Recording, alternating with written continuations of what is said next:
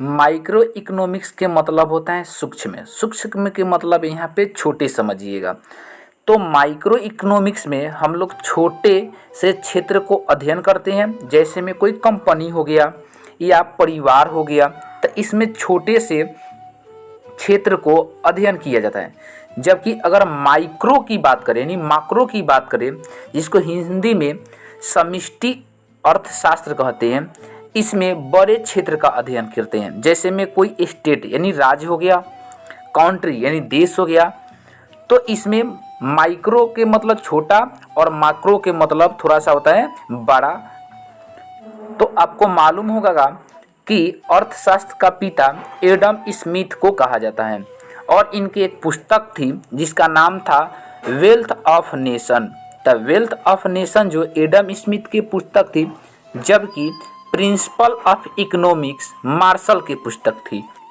तो नमस्कार दोस्तों, मैं हूं श्रवण कुमार और आप देख रहे हैं अपने योर यूट्यूब चैनल संसार पीसीएस। दोस्तों, आज के हम विषय में लिए हैं अर्थशास्त्र।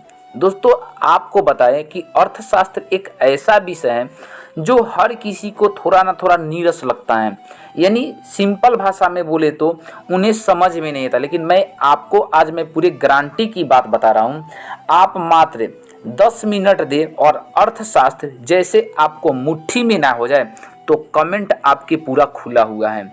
आप कमेंट में लिख करके जाइएगा कि सर हमें समझ में नहीं आया। मैं बोला कि चुटकियों में पढ़ाने वाला हूँ कि अर्थशास्त्र क्या होता है। सबसे पहली तो बात यह होता है मेरे दोस्त कि अर्थशास्त्र और अर्थव्यवस्था के बीच में सभी को डिफरेंस तो मालूम हो कि अर्थशास्त्र किसे कहते हैं और अर्थव्यवस्था किसे कहते हैं। पहला बात तो यह होता है। दूसरी बात आपको बताना चाहूँ तो एक होता है माइक्रो और दूसरा होता है माक्रो। माइक्रो के मतलब होता है छोटी, माइक्रो के मतलब होता है सूक्ष्म और माक्रो के मतलब होता है उससे बड़ा।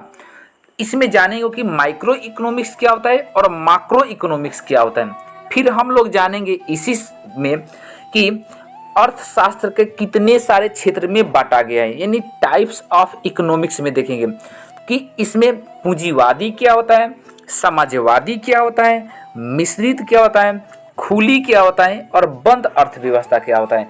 तो तमाम सारे क्वेश्चन जानेंगे और अंत में आपको अर्थशास्त्र पर लिखी गई प्रमुख जो पुस्तकें हैं, बुकें हैं, उसको देखेंगे लोग। तो बिना टाइम गवाए हम वीडियो को शुरू करते हैं। एक बात और बोलना चाहूँगा, अगर चैनल पे आप पहली बार अगर विजिट किए हैं तो पहले ही सब्सक्राइब कर लें, ताकि मैं इस चैनल के माध्यम से आपको उस टॉपिक को कवर करता हूँ जो एग्जाम के में बार बार प्रश्न पूछते हैं उसी को। तो चलिए टाइम बिना गवाए हम वीडियो को शुरू करते हैं। दोस्तों, अगर मैं बात कहूँ अर्थशास्त्र की, तो अर्थशास्त्र है क्या, यानी व्हाट इज इकोनॉमिक्स। आप ध्यानपूर्वक इसको सुन ले, उसके बाद आपको पीडीएफ मिल जाएगा मेरे टेलीग्राम पर, जिसका लिंक मैं कमेंट में दे दूंगा। तो अर्थशास्त्र जो है ना, यानी इकोनॉमिक्स है ना, एक ग्रीक शब्द है। अब इसके बाद कहिएगा कि सर कैसा, तो थोड़ा सा समझना है। करें, अर्थशास्त्र में हम किसी क्षेत्र का या व्यवस्था का अध्ययन करते हैं। अच्छा, अर्थशास्त्र के मतलब क्या होता है कि या तो हम किसी क्षेत्र को अध्ययन करेंगे या उसके अर्थव्यवस्था को अध्ययन करते हैं। और अर्थशास्त्र मानव की आर्थिक गतिविधियां का अध्ययन कराता है, यानी मानव के जो आर्थिक गतिविधियां होता है ना, उसी का अध्ययन कराता है। आर्थिक गतिविधियां वह सारी गतिविधियां होती हैं जिसमें आर्थिक लाभ या हानि, यानी कोई भी आप काम कीजिएगा तो या तो लाभ होगा या तो हानि होगा। तो आर्थिक गतिविधियां में या तो आर्थिक लाभ होता है या तो आर्थिक हानि विद्यमान होती है, उसी को अर्थशास्त्र कहते हैं। अर्थशास्त्र का कोई एक डिफिनीशन नहीं है, बहुत सारे डिफिनीशन हैं। तो आई होप भी आपको समझ में आया होगा कि अर्थशास्त्र किसे कहा जाता है। अर्थशास्त्र में हम किसी क्षेत्र या व्यवस्था का अध्ययन करते हैं और अर्थशास्त्र मानव की आर्थिक गतिविधियां का अध्ययन करता है। आर्थिक गतिविधियां वह सारी गतिविधियां हैं जिनमें आर्थिक लाभ या हानि का महत्व विद्यमान होता है। अब बात आती है इकोनॉमिक्स के बाद इकोनॉमी। हम आपको बताए थे कि पहले तो इकोनॉमी और इकोनॉमिक्स का अर्थ समझिए कि इकोनॉमिक्स किसे कहते हैं और इकोनॉमी किसे कहते हैं। तो इकोनॉमिक्स के मतलब अर्थशास्त्र होता है और इकोनॉमी के मतलब अर्थव्यवस्था होता है। अर्थव्यवस्था क्या है, व्हाट इज इकोनॉमी? तो अगर हम किसी देश के समस्त आर्थिक क्रियाओं को अध्ययन करें तो उस अर्थव्यवस्था कहते हैं। अगर किसी भी देश के आर्थिक क्रियाओं का अध्ययन अगर किया जाए तो उसी आर्थिक क्रियाओं को क्या कहते हैं, अर्थव्यवस्था कहते हैं। अर्थव्यवस्था एक अधूरा शब्द है जब तक इसे देश के साथ ना जोड़ा जाए। तो आपका समझे, अर्थव्यवस्था जो है ना एक अधूरा शब्द है। अधूरा शब्द क्यों है? अच्छा, जैसे मतलब यहाँ पे जैसे में लिखा है इंडियन इकोनॉमी, यानी इंडिया की बात कर रहे हैं, इंडिया की अर्थव्यवस्था की मैं बात कर रहा हूँ। यूएसए इकोनॉमी मतलब यूएस जो अमेरिका है उसकी मैं बात कर रहा हूँ। तो किसी का भी अर्थव्यवस्था जानना है तो उसके पहले उस देश का नाम आना चाहिए, उस राज्य का नाम आना चाहिए जिसके बारे में हम चर्चा कर रहे हैं। तो आई होप ही आपको अर्थशास्त्र और अर्थव्यवस्था में डिफरेंस समझ में आया होगा। अर्थशास्त्र के मतलब होता है आर्थिक क्षेत्र का अध्ययन, जबकि अर्थव्यवस्था का होता है आर्थिक क्रियाओं का अध्ययन। ठीक है, आगे बढ़ते हैं हम आपको। अब हम बात करते हैं टाइप ऑफ इकोनॉमिक्स। अगर टाइप ऑफ इकोनॉमिक्स की बात की जाए तो इकोनॉमिक्स दो प्रकार के होता है। एक होता है सूक्ष्म अर्थशास्त्र और एक होता है समष्टि अर्थशास्त्र। सर, सूक्ष्म अर्थशास्त्र को माइक्रो इकोनॉमिक्स बोलते हैं और समष्टि अर्थशास्त्र को माक्रो इकोनॉमिक्स बोलते हैं। माइक्रो के मतलब सूक्ष्म, सूक्ष्म के मतलब होता है माइक्रो इकोनॉमिक्स में हम किसी छोटे क्षेत्र का अध्ययन करते हैं। जैसे में कोई कंपनी हो गया, जैसे में कोई परिवार हो गया, तो सूक्ष्म के मतलब ही छोटा होता है। तो माइक्रो इकोनॉमिक्स में हम लोग छोटे को अध्ययन करते हैं, जबकि माक्रो के मतलब समष्टि अर्थशास्त्र। तो माक्रो इकोनॉमिक्स में हम किसी बड़े क्षेत्र का अध्ययन करते हैं, जैसे में कोई राज्य स्टेट हो गया, कंट्री यानी देश हो गया। तो आपको सबसे पहले आपको शब्द क्या पकड़ना है कि माइक्रो के मतलब छोटा और माक्रो के मतलब बड़ा। माइक्रो में हम लोग छोटे चीज़ के अध्ययन करते हैं, जबकि माक्रो में हम लोग बड़े चीज़ का अध्ययन करते हैं। बस इतना ही आपको याद होना चाहिए, आपको अंत में सारा समझ में आ जाएगा। ठीक है, आगे बढ़ते हैं हम। जिस प्रकार हम देखे थे कि अर्थशास्त्र के प्रकार कितना था, दो प्रकार था, जैसे में माइक्रो और दूसरा था माक्रो। इसी प्रकार अर्थव्यवस्था, अब किसी के पास एक क्वेश्चन आता है ना कि अर्थशास्त्र कितने प्रकार के होता है, तो उसको कन्फ्यूजन होता है, अर्थशास्त्र दो प्रकार का या यहाँ पे 5 प्रकार का। तो आज के बाद आप अर्थ को समझिएगा। मैं क्या पूछा हूँ आपको सिंपल भाषा। तो अर्थव्यवस्था की प्रकार की बात की है तो पहली प्रकार जो है आप पूंजीवादी अर्थव्यवस्था यानी कैपिटल इकोनॉमिक्स। सर, एक पूंजीवादी अर्थव्यवस्था क्या होता है? तो ध्यान रखिएगा, ऐसी अर्थव्यवस्था जिसमें उत्पादन के साधन पर निजी स्वामित्व और सरकार का हस्तक्षेप बहुत कम हो। मैं क्या बोला कि पूंजीवादी अर्थव्यवस्था किसे कहते हैं? तो ऐसी अर्थव्यवस्था जिसके उत्पादन के साधन पर निजी मतलब अपना स्वामित्व और साथ सरकार का हस्तक्षेप बहुत कम हो, तो वैसे अर्थव्यवस्था को पूंजीवादी अर्थव्यवस्था कहते हैं। इसमें जो होता है ना, सरकार का दायित्व बहुत कम होता है। जैसे में कहाँ पे है, ब्रिटेन, फ्रांस, यूएसए। इसमें निजी व्यक्ति का अस्तित्व ज़्यादा होता है और सरकार का अस्तित्व कम होता है। 2 नंबर आते हैं, दूसरा हमारा है समाजवादी अर्थव्यवस्था। समाजवादी अर्थव्यवस्था क्या होता है? सोशलिज्म इकोनॉमिक्स, ऐसी अर्थव्यवस्था जिसमें उत्पादन के साधन और आय के साधन, क्या मैं बोला, उत्पादन के साधन और आय के साधन पर सरकार का नियंत्रण होता है। चाहे वो उत्पादन हो चाहे वो आय हो, इस पर पूरे नियंत्रण किसका होता है? सरकार का होता है। वैसे अर्थव्यवस्था को निजी स्वामित्व बहुत कम होती है, ऐसे अर्थव्यवस्था को समाजवादी अर्थव्यवस्था कहते हैं। आई होप ये आप समझे होंगे। पूंजीवादी के मतलब होता है निजी का स्वामित्व ज़्यादा हो, सरकार का स्वामित्व कम हो।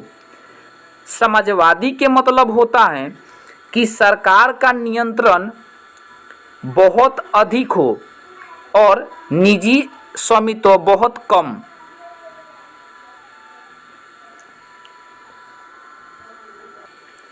तो जैसे में चीन में समाजवादी अर्थव्यवस्था है।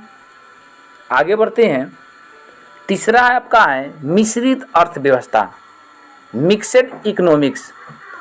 ऐसी अर्थव्यवस्था जिसमें सरकार और निजी स्वामित्व दोनों हो, मतलब सरकार भी हस्तक्षेप करे, निजी व्यक्ति भी हस्तक्षेप करे, वैसे अर्थव्यवस्था को मिश्रित अर्थव्यवस्था कहा जाता है। जैसे में अपना भारत, तो भारत में कैसी अर्थव्यवस्था है? मिश्रित अर्थव्यवस्था। पहली तो एक क्वेश्चन पूछ लेता है कि भारत में कैसी अर्थव्यवस्था है, तो मिश्रित अर्थव्यवस्था है। अब आता है ओपन इकोनॉमिक्स। चौथा क्या है? खुली अर्थव्यवस्था। तो खुली अर्थव्यवस्था क्या होता है समझिएगा।